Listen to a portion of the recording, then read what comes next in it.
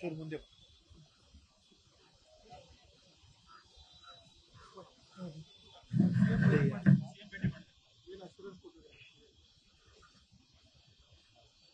ಸಿಎಂಗೆ ಭೇಟಿ ಮಾಡಿದ್ವಿ.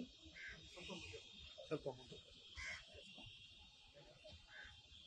ಅದೇ ಅಭಿಮಾನಿಗಳಿಗೋಸ್ಕರ ಅಭಿಮಾನ್ ಸ್ಟುಡಿಯೋದಲ್ಲಿ ಅಷ್ಟು ಜಾಗ ಅವ್ರು ಬಂದು ನಮಸ್ಕಾರ ಮಾಡ್ಕೊಂಡು ಹೊರಟು ನಮಗೆ ಅವಕಾಶ ಮಾಡಿಕೊಡಿ ಅಂತ ಕೇಳಿದ್ದೀವಿ. ಅದಕ್ಕೆ ಸರಿ ಅಂತ ಹೇಳಿದ್ದಾರೆ. ಸೊ ಹಾಗಾಗಿ ಅವ್ರಿಗೆ ನಾನು ಧನ್ಯವಾದಗಳು ಹೇಳಕ್ಕೆ ಇಷ್ಟಪಡ್ತೀನಿ.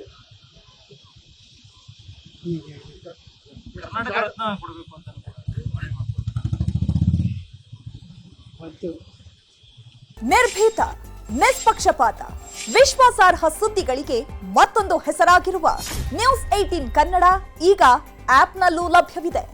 ದಯವಿಟ್ಟು ಇಲ್ಲಿರುವ QR ಕೋಡ್ ಸ್ಕ್ಯಾನ್ ಮಾಡಿಕೊಂಡು ಆಪ್ ಡೌನ್ಲೋಡ್ ಮಾಡೋದಕ್ಕೆ ಮರಿಬೇಡಿ. ನಿಮ್ಮ ಬೆಂಬಲ ಹೀಗೆ ಸದಾ ನಮ್ಮೊಂದಿಗಿರಲಿ. ಧನ್ಯವಾದ.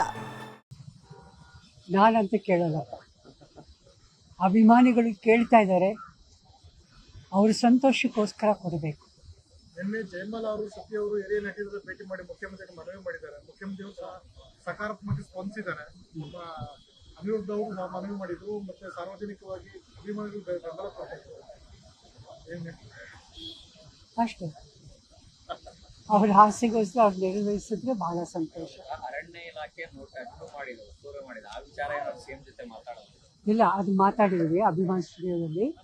ಸೊ ಅಲ್ಲಿ ಒಂದು ಅಷ್ಟು ಜಾಗ ಕೊಟ್ಬಿಟ್ಟು, ಅದು ಯಾವುದು ಜಾಗ ಇತ್ತು ಅದನ್ನು ಅಭಿಮಾನಿಗಳು ಬಂದು ನಮಸ್ಕಾರ ಮಾಡಿಕೊಂಡು ಹೋಗೋದಕ್ಕೆ ಅವಕಾಶ ಮಾಡಿಕೊಡಿ ಅಂತ ಕೇಳಿದರು.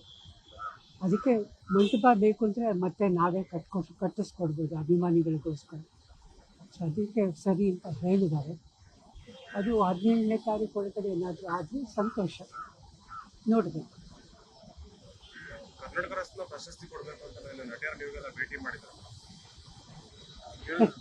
ಸಂತೋಷ.